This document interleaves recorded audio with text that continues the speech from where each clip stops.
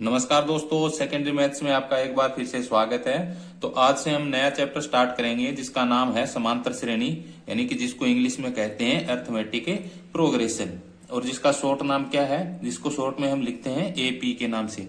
तो ये समांतर श्रेणी होती क्या है कि इसकी परिभाषा ये होती है कि नॉर्मली हमें ये देख सकते हैं कि ऐसी श्रेणी जिसमें संख्याओं को समान अंतर में रखा जाए। समांतर यानी समान अंतर, तो जहां पर संख्याओं को समान अंतर में रखा जाता हो वो कौन सी श्रेणी हो जाएगी?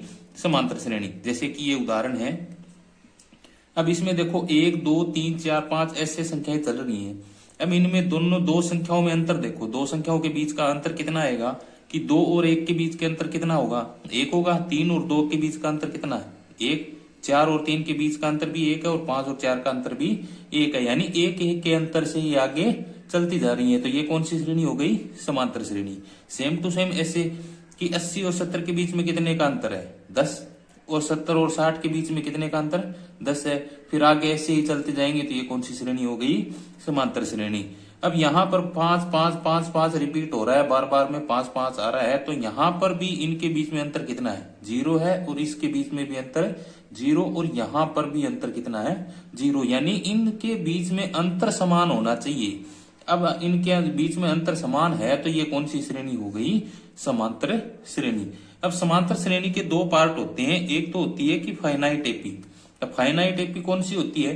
तो फाइनाइट एपी होती है, उसमें क्या जो टर्म्स होते हैं, जो पद होते हैं, वो क्या होते हैं? लिमिटेड होते हैं, यानी कि हम जिन्हें गिन सकते हैं। और उसमें एक शर्त और होगी कि उसमें अंतिम पद क्या होगा? दिया होगा, यानी कि स्टार्टिंग से जहां से समांतर श्रेणी, जो समांतर श्रेणी स्टार्ट होगी, वहां से लेके जहां पर लास्ट पद दिया हो वहां तक वो खत्म हो जाएगी, यानी कि इसमें अंतिम पद दिया होगा।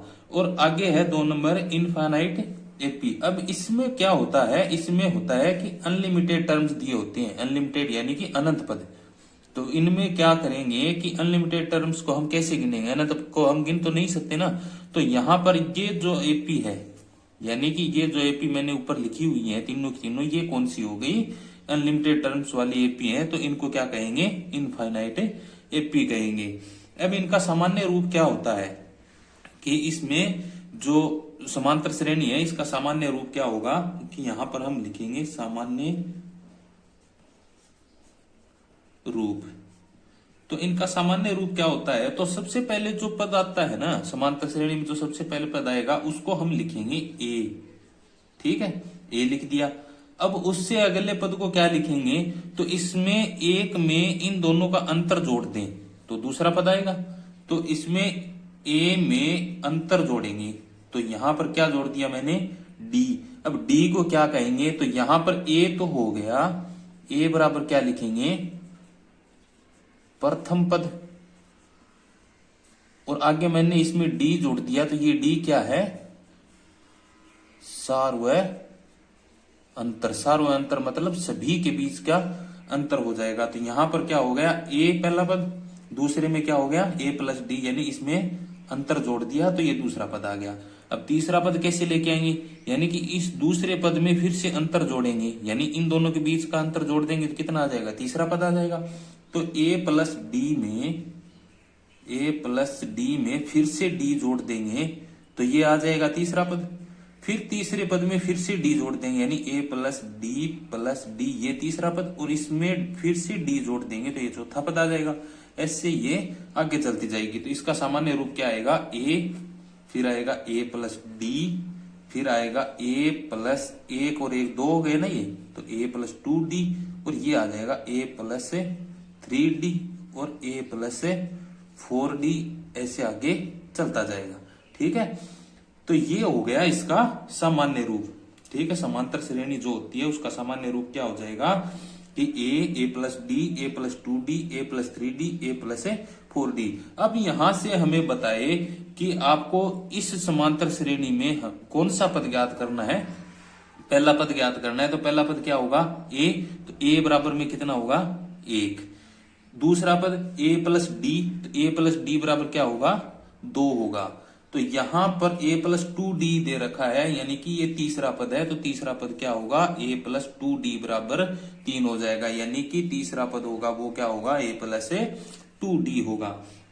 अब इसमें आगे देखेंगे कि जो फाइनाइट एपी है इसमें तो एक ध्यान रखने की बात है कि इसमें अंतिम पद दिया होगा, तो अंतिम पद कौन सा होता है? अंतिम पद होता है ए एन।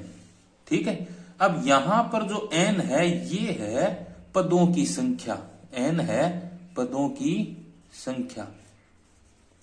तो यहां पर हमें एन मिल गया, इसका मान क्या होगा, यानी इसको हम क्या कहेंगे? पदों की संख्या। और जो ए एन है, ए एन है वो क्या हो जाएगा फिर?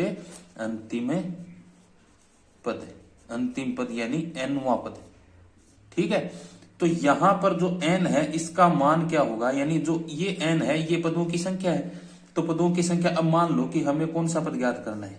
4 नंबर, यानी 4 नंबर पद ज्ञात करना है। तो एन बराबर कितना हो गया? 4। तो 4 नंबर पद को हम क्या कहेंगे? ए, और यहां पर एन की जगह लिखेंगे 4। तो A4 ये हो गया हमारा चौथा पद। और चौथा पद यानी एन बराबर कितना हो गया? 4।